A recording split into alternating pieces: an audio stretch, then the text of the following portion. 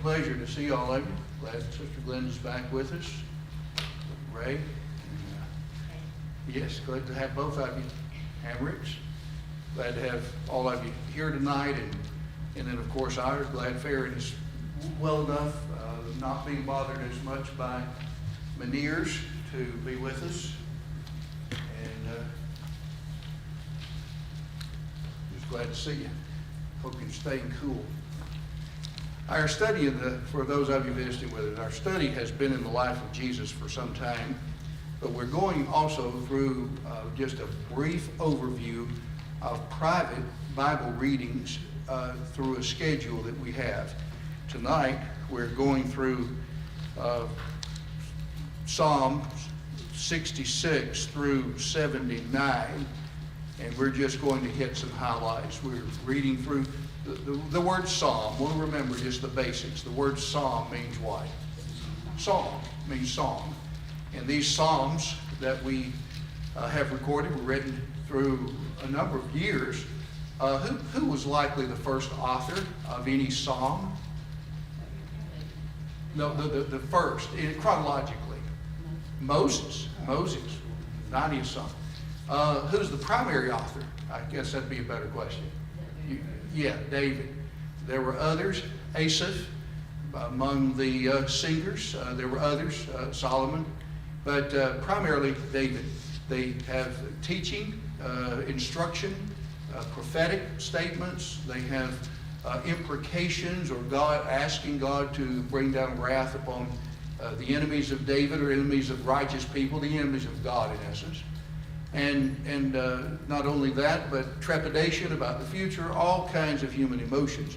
But let's just move through fairly briefly. In 66, what is of course, in most of the Psalms deal with praise, adoration of God for various accomplishments, various qualities of his character. In 66, what is God praised for? Things that he's what? Things he's done. And their supplications, he's proved us, but we will, verse 13, I will come into thy house with burnt offerings. I will pay thee my vows, which my lips uttered, and my mouth spake, which I was in when I was in distress. And we also see a little note that we haven't gone over in a time. Like after verse 7, Selah, S-E-L-A-H. After verse 15, Selah. Generally speaking, that means to do what? Musical pause. It's right. It would be tantamount to our fermata in music. There's just a pause, and usually when you pause, it's for what? What sake? Yeah, take a breath. Amen. Emphasis on something. All right, in 67, who are exhorted to praise God? The nations. That's exactly right. In chapter 68, what do we have?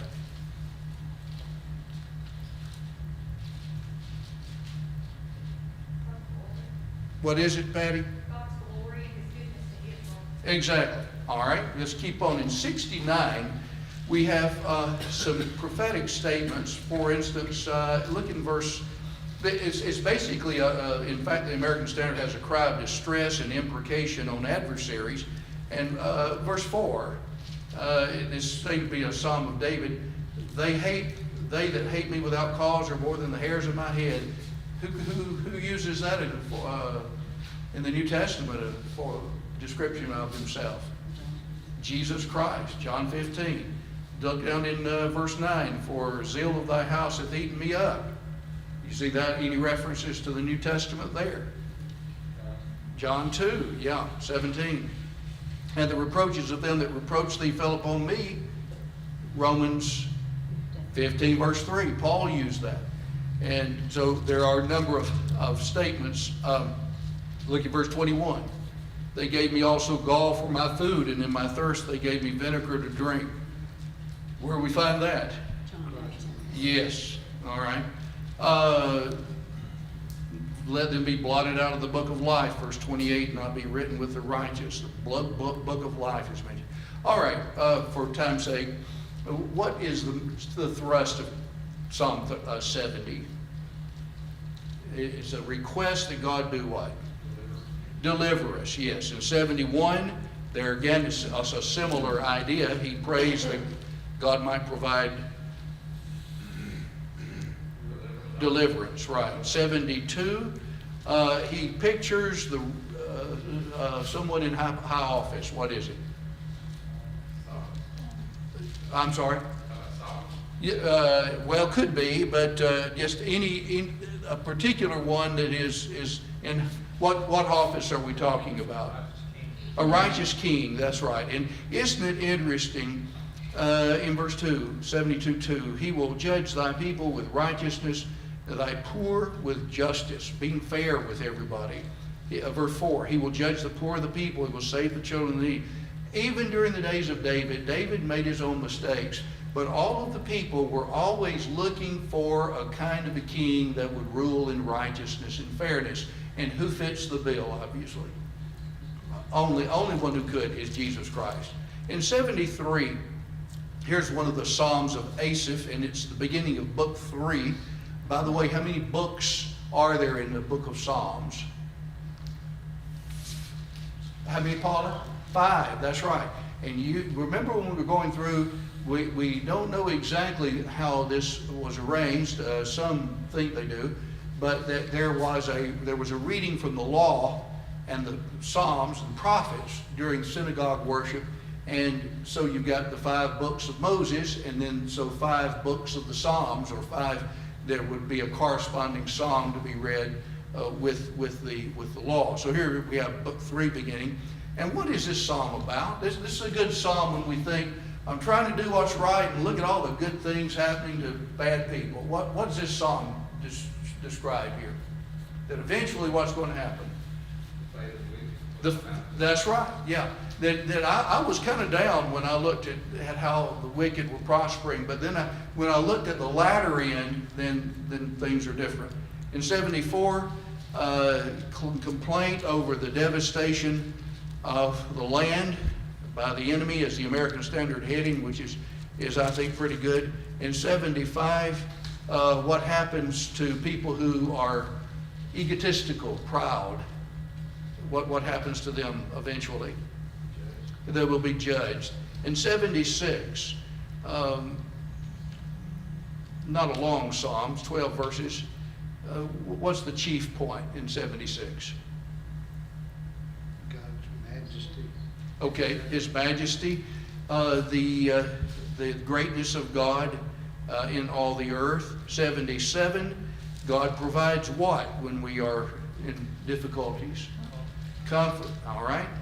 And there's several verses there, but for time's sake, I'm looking down at 77:13. Thy way, O God, is in the sanctuary. Who is a great God and like unto God?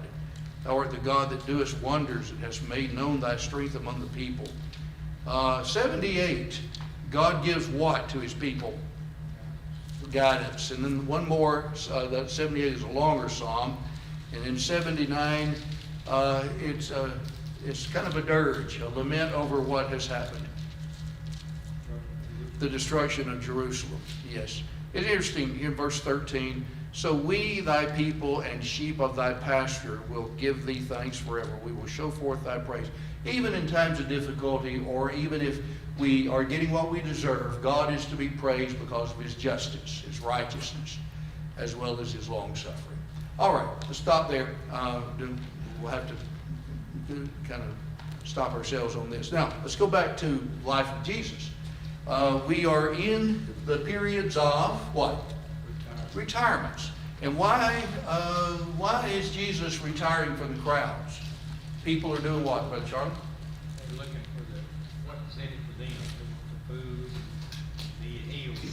Not worried about the word he's trying to get. Exactly. In John 6, when he fed the 5,000, there about verse 1 and 2, they sought him because of the signs that he did. Then later in the chapter, when he was giving the speech at Capernaum, he said, you particular ones sought me not because of the signs, but because you ate of the loaves and were filled. Yeah, so different. And so what he's doing, he's getting away from the multitudes and trying to spend more time with the apostles. One thing I wanted to indicate here, I just do it real quickly. The first in the major divisions, the first years of what? Preparation, about 30. Second, what ministry? Beginning with what event? His baptism, all right? And that happens, all of that happens primarily where geographically? Down here, down here, way on down here where my pointer is, in Judea.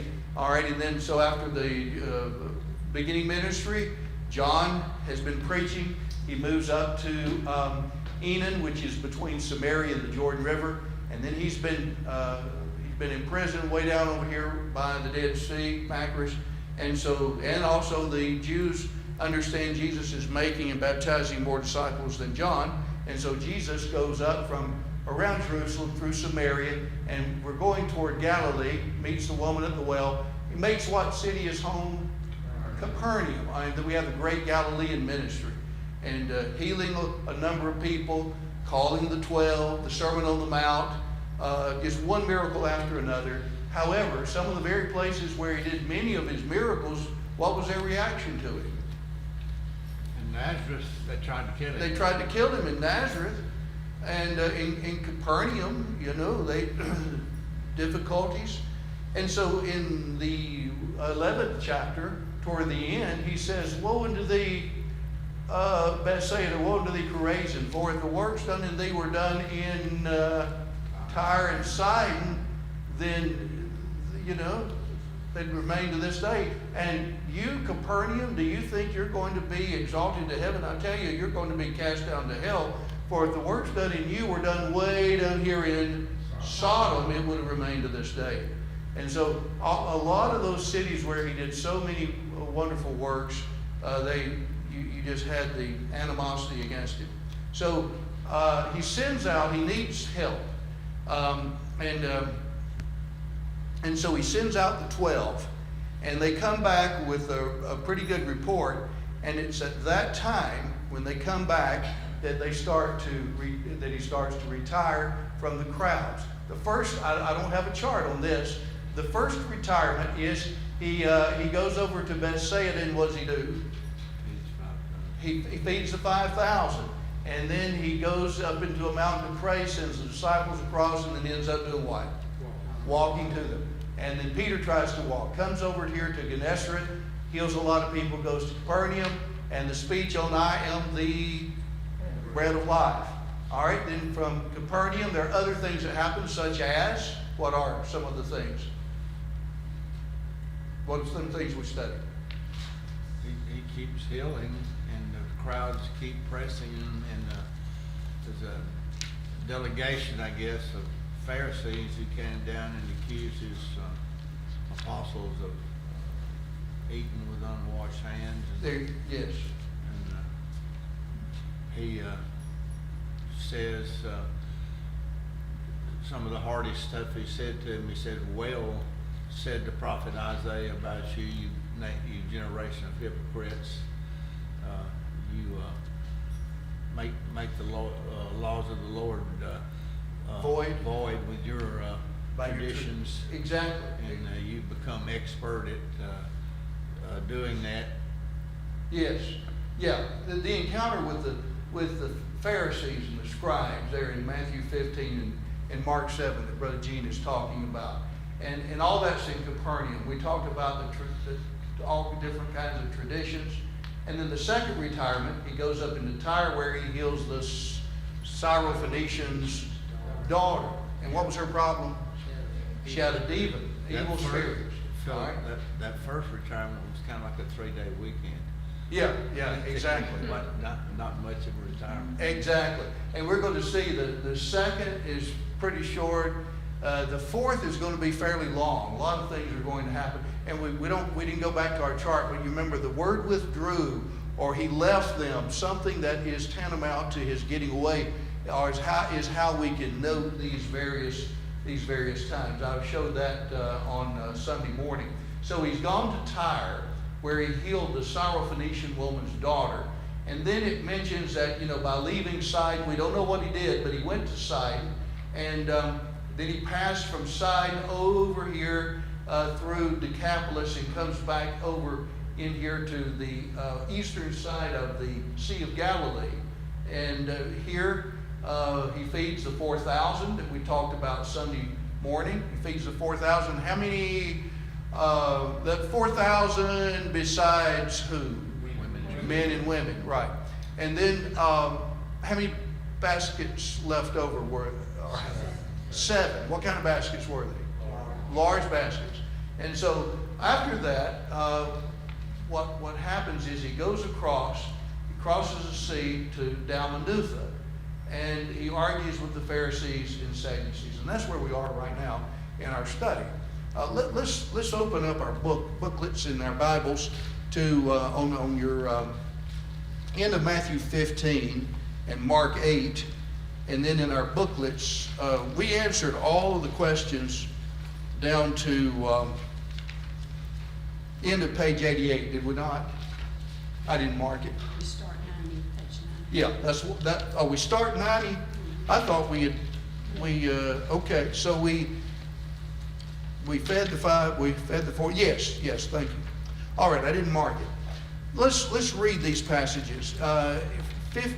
Go to Matthew 15 first, and let's look at these. Matthew 15 at the very end of the chapter.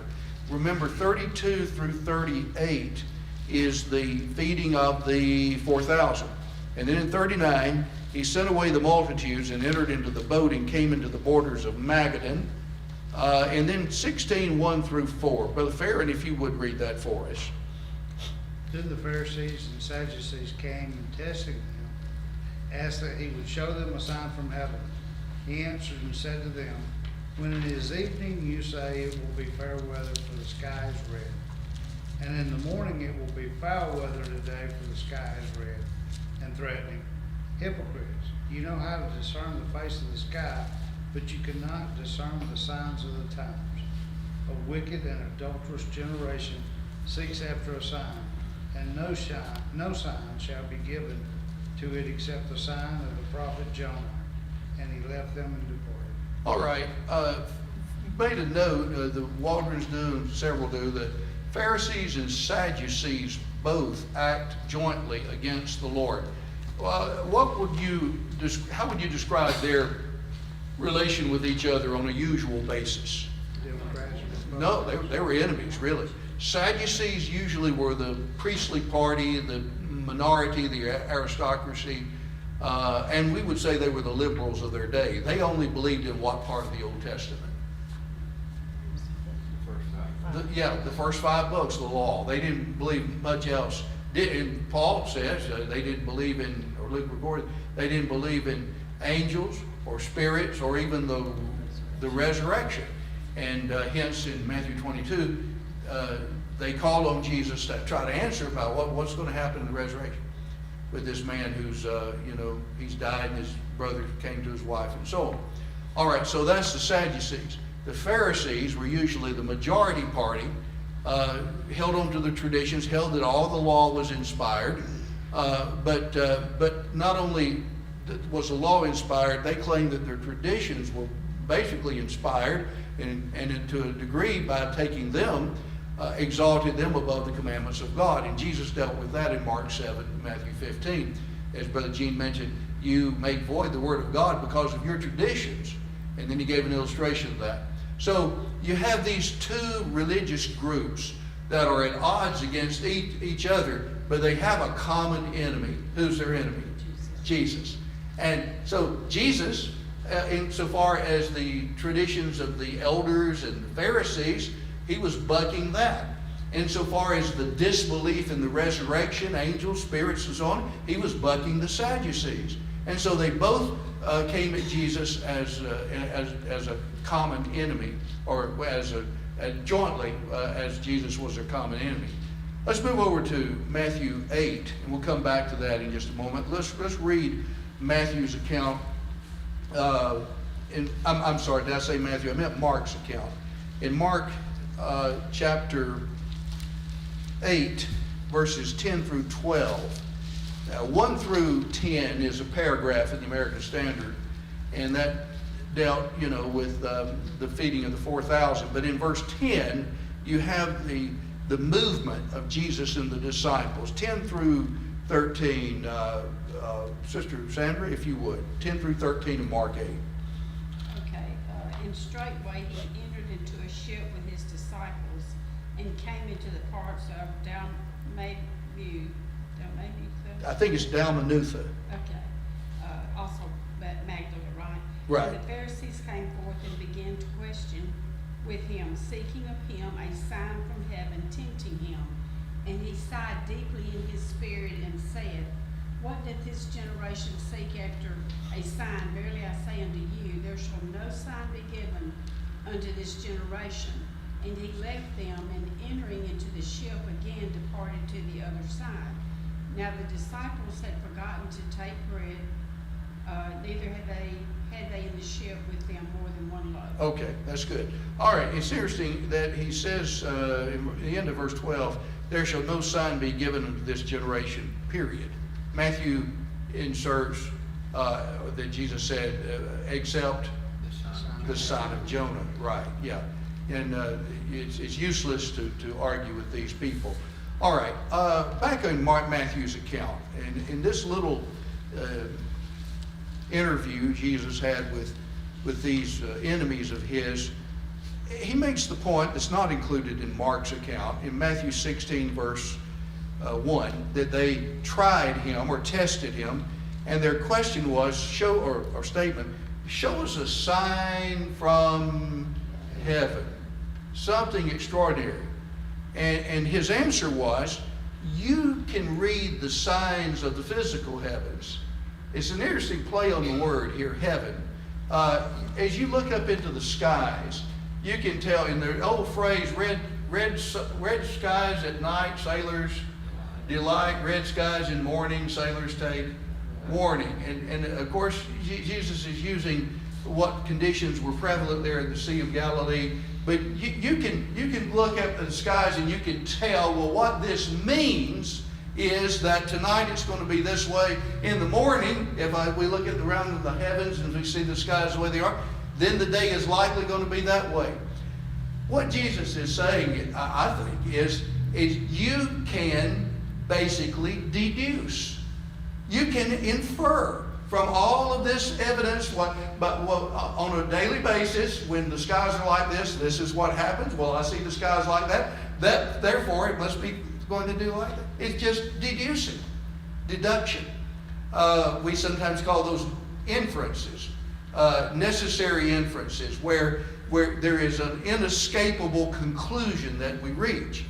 And what they were not doing, though, is they were not admitting the inescapable conclusion that was there.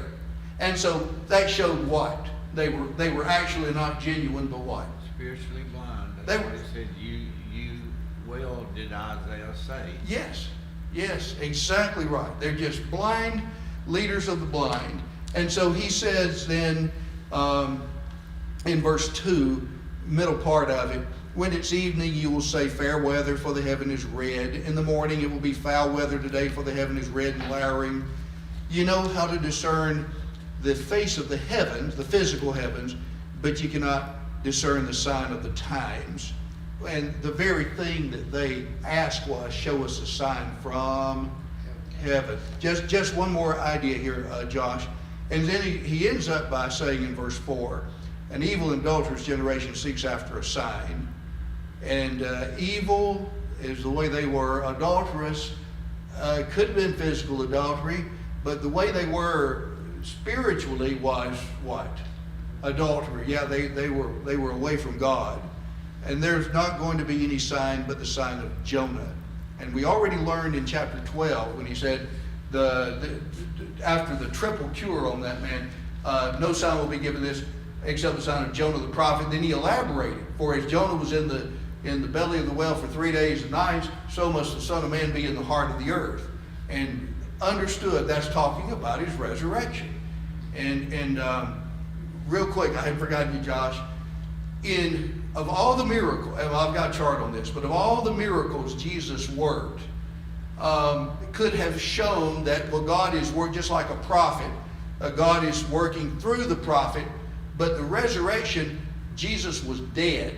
And so you have the power of God working on the dead body of Jesus, which indicates that everything about Jesus that he predicted about himself and all that was true. as Peter said in Acts 2, that God approved him, a man approved of God unto you by mighty works, wonders, and signs, which God did by him in the midst of you, even as ye yourselves know. So the approval of God, the resurrection of Jesus when he's dead, was all a part of God in heaven in his act, to the degree that in Romans 1 verse 4, in this very salutation, when Paul identified himself as an apostle in Jesus Christ, he said, who was declared to be the Son of God with power according to the Spirit of holiness by the resurrection from the dead, even Jesus Christ our Lord. So Paul said it is the miracle of miracles, the resurrection from the dead. That doesn't discount all the others Jesus worked, but you know, that's the thing. And so when Jesus says there's not going to be any sign given this except Jonah, then you know that's what he's talking about. All right, Josh, you had your hand up a minute ago. Go ahead. I forgot how I was going to say the question, but I think it was somewhere in the neighborhood. They were basically asking for something that goes against the laws of nature from him. Yeah. He called out on the motive for it, basically, is that? I think so. And I think they were trying to compare him to the major prophets. Here, I put a note that's not in the book. In addition to this being the first time enemies such as the Pharisees and Sadducees have joined forces against Jesus, they here ask for a sign from heaven. That's the point you're at. Pretentiously indicating that they might believe on his deity, or at least that he might be a prophet like Moses or Elijah, if he would provide such. And then I talked a little bit about the idea of signs from heaven. God gave manna and quail through Moses. Well, that was from heaven. You know, I mean, the skies. Thunder and rain through Samuel. Fire as well as rain through Elijah. Rain in First King, I've got that reversed. And then the fire that lapped up the sacrifices that were offered. And through Isaiah changing the sundial. These were all miracles that came from heaven or the heavens. Jesus' miracles equaled all these in that his power was from heaven or God. Nicodemus understood this. You know, there came at night a ruler of the Jews whose name was Nicodemus. And he came to Jesus and said unto him, Rabbi, we know that thou art a teacher come from God, for no man can do these miracles that thou doest. What? Exactly. Say, God be with him. And Nicodemus understood that. Jesus even healed the blind, which Jews understood had never occurred since the creation. You know, turn over that passage in John 9 real quickly. This is a great testament to Jesus, and really from people who were neutral toward Jesus.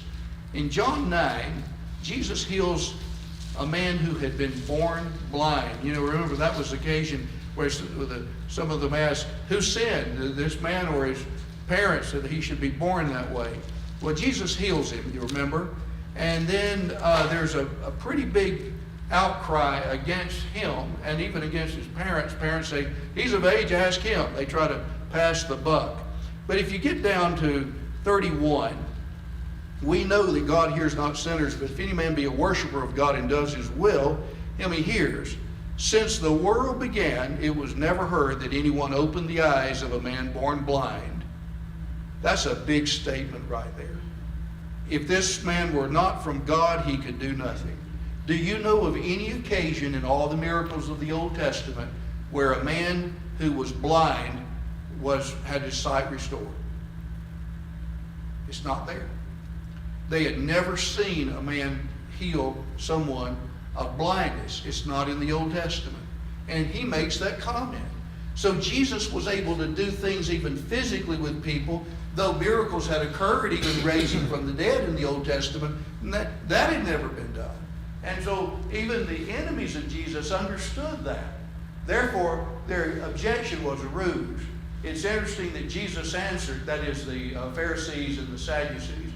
It's interesting that Jesus' answer relative to Jonah, which really referred to his own resurrection, was not only a sign from heaven, but the miracle of miracles. It's interesting, I quoted that, but all of you remember 6:4.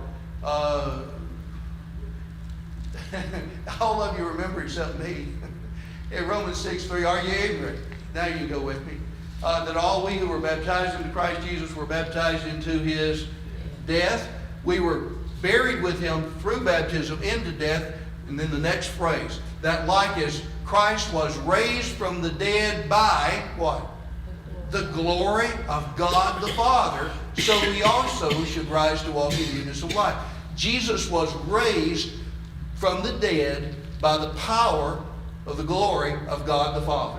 And so the point made there is, here's a dead man, and the very thing he said would happen did happen. And so all of those show the miracle of miracles with resurrection. It's interesting that the fellow that said, we know that nobody can do this unless they come from God. And then the Pharisees said, you trying to teach us, you're just a dummy. Yeah, exactly. And so it was Yes. their pride. Yes. And of course they did, as you pointed out earlier, they knew Yeah. from the time of Nicodemus that no man could do these signs except God be with him. Exactly. He just wasn't the right man for them. When people are looking for something, and it's almost like they've got blinders on, they're looking for a particular thing religiously, and it doesn't matter what truth is that they're looking for this particular thing, and they want to find it. But Jesus comes, so to speak, outside the box. He's not fitting the bill for their Messiah or a king that they were looking for.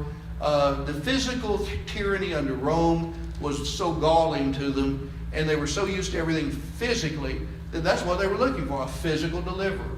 And when Jesus came onto the scene preaching, blessed are the poor in spirit, theirs is the kingdom. What kind of kingdom did you come here to start, And the spiritual nature of it was such that it just did not interest them.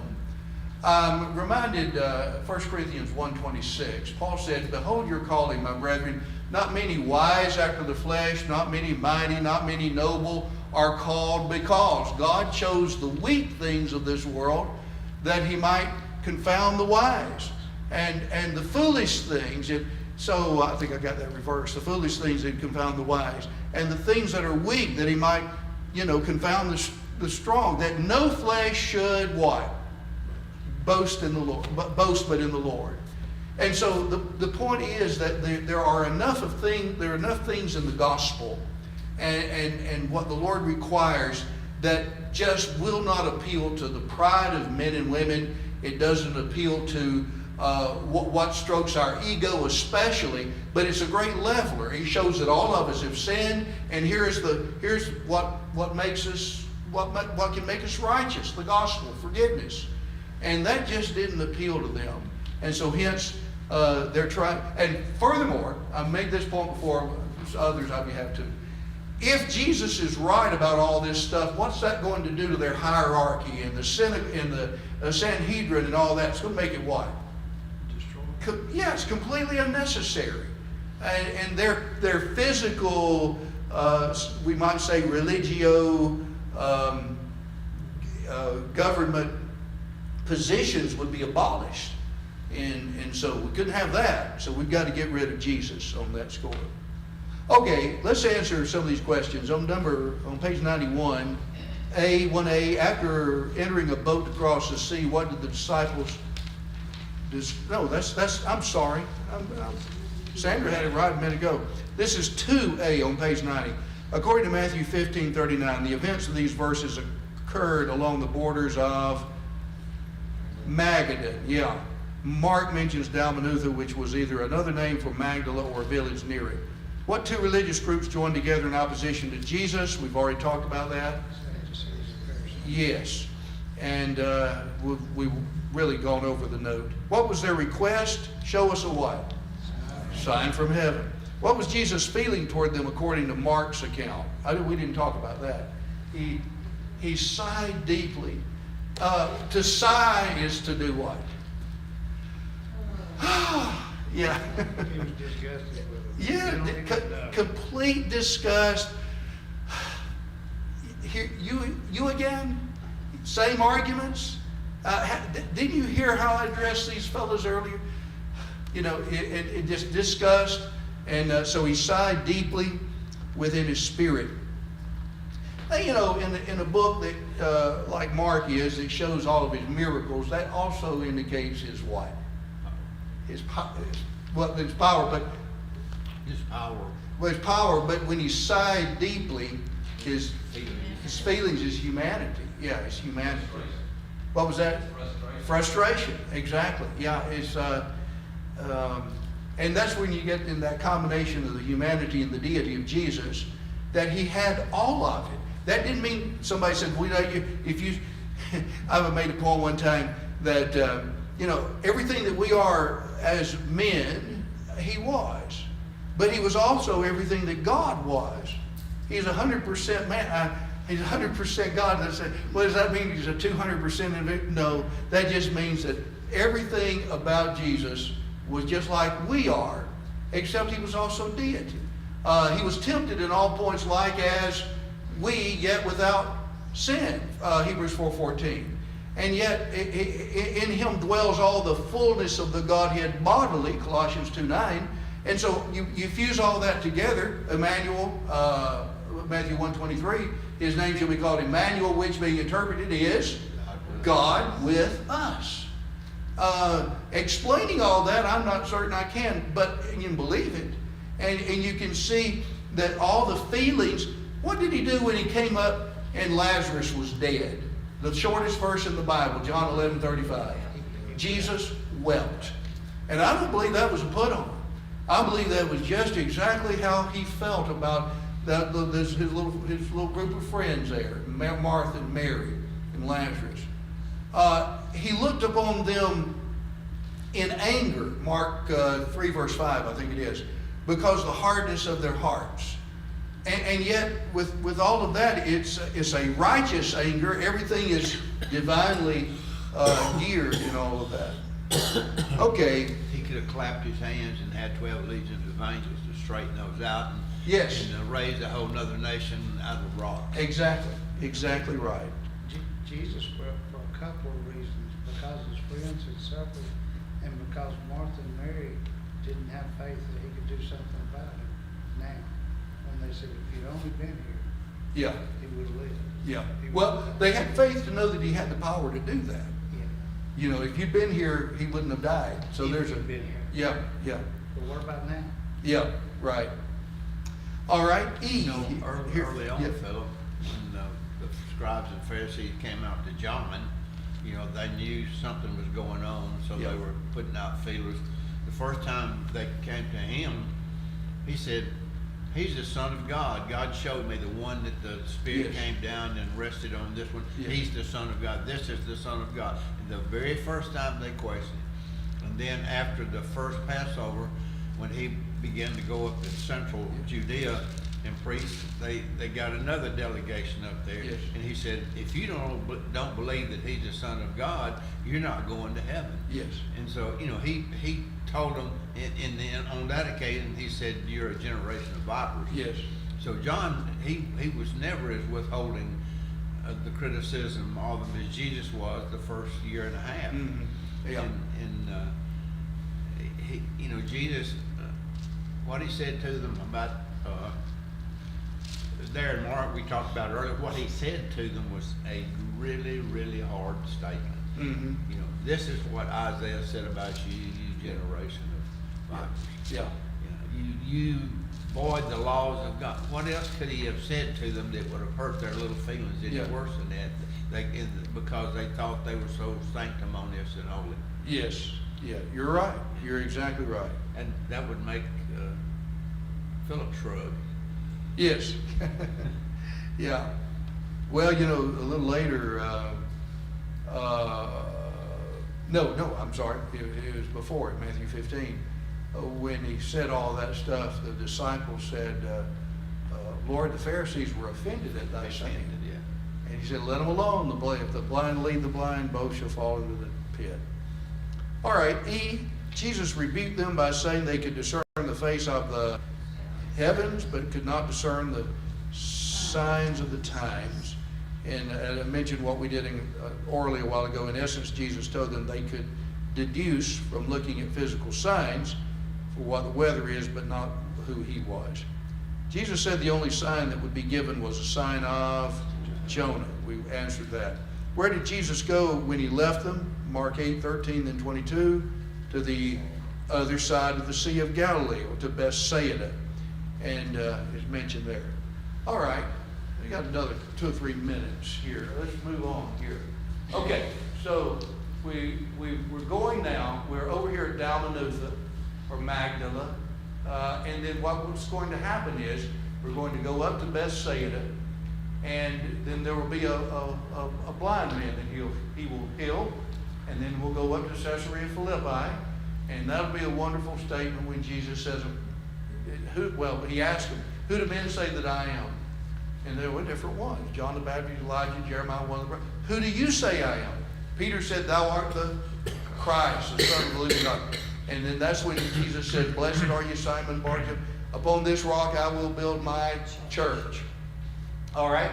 So he pronounces that, and then he tells them for the very first time plainly, the Son of Man's got to go to Jerusalem, suffer many things of the chief priests and the scribes, be crucified, the third day be raised up. Very first time he just goes into the meat of it and says exactly, it's not veiled, like in John 2, where he says, destroy this temple, and in 3 days I'll raise it. No, it's direct now. And that's when Peter said, oh, Lord, what? Not you, Lord. No, let this never happen to you. And Jesus says, get thee hence, Satan. You don't mind the things of God, but the things of men. Then he talked about what it means to be a true disciple.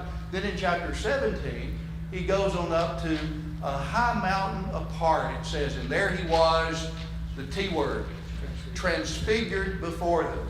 His face did shine as the sun, his garments became white as the light. So he rebukes the dullness of the disciples on the way to Bethsaida. Let's read these passages. We're still in Matthew, are we not? Let's read 5 through 12. Brother Tim, if you've got that. Matthew 16, 5 through 12, please. 16, 5 through 12. Now when his disciples had come to the other side, they had forgotten to take bread. And Jesus said to them, take heed and beware of 11 Pharisees and Sadducees. They reasoned among themselves, saying, it is because we have taken no bread. And Jesus, being aware of it, said to them, O you of little faith, why do you reason among yourselves because you have brought no bread? Do you not yet understand or remember 5 loaves and 5,000, and how many baskets you took up? Nor the 7 loaves, 4,000, and how many large baskets you took up? How is it that you do not understand that I did not speak to you concerning bread, but to beware of the leaven of the Pharisees and the Sadducees? And they understood that he did not tell them to beware of the leaven of the bread, the doctrine of the Pharisees and Sadducees. Okay, good. All right, before we start talking about that, let's go to Mark's account. Mark, the 8th chapter, and the passage that parallels that is, on our 13 through 21. Josh, if you would read that. Mark 8, 13 through 21. And he left them and getting into the boat again, departed to the other side. Now the disciples had forgotten to take bread, and they did not have more than 1 loaf with them in the boat. Then he charged them, saying, take heed, beware of the leaven of the Pharisees, the leaven of Herod. And they reasoned among themselves, saying, it is because we have no bread. But Jesus, being aware of it, said to them, why do you reason because you have no bread? Do you not yet perceive or understand? Is your heart still hardened? Having eyes, do you not see? And having ears, do you not hear? And do you not remember? When I broke the 5 loaves for the 5,000, how many baskets full of fragments did you take up? They said to him, 12. Also, when I broke the 7 for the 4,000, how many large baskets full of fragments did you take up? And they said 7. So he said to them, how is it you do not understand? All right. I picture myself here. I don't know if y'all do. I picture myself among these fellas. You know, all of a sudden you get in the boat and you're going up north here to Bethsaida, a few miles up toward the northeastern side. And and we've shoved off from the pier and we got the sail going. And so we don't have a picnic basket. One little loaf. We got 12 here, and Jesus makes 13. And there's not enough for it. And then what's going to happen when we get? So all of a sudden, their mind is on Eating. on food.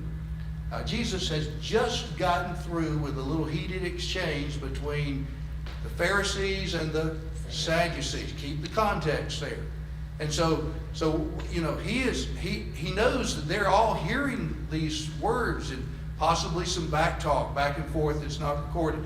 And so he is concerned that the influence of these religious groups is not deleterious on them. And so he just, you know, they're thinking bread, and he says, in kind of pulling it all together, beware of the leaven of the Pharisees and the Sadducees.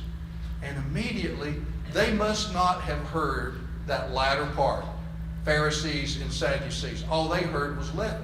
Oh, bread. We forgot. He knows about all that. And so he knows that they're thinking about this and they're all concerned about it. So then he says, I'm talking about the leavening, the corruption that goes in through the teaching of the Pharisees and the Sadducees. And then to try to calm down their concern about eating, what does he do? He reminds them of the feeding of the 5,000, and he asks them, how many baskets did you have left over? Mark's account says they said 12. Well, what about the feeding of the 4,000? How many? They added 7. And then he kind of accuses them. He says, do ye not yet understand? Verse 21. In essence, understand what? I'm not going to let you what? I'm not going to let you starve. Yeah.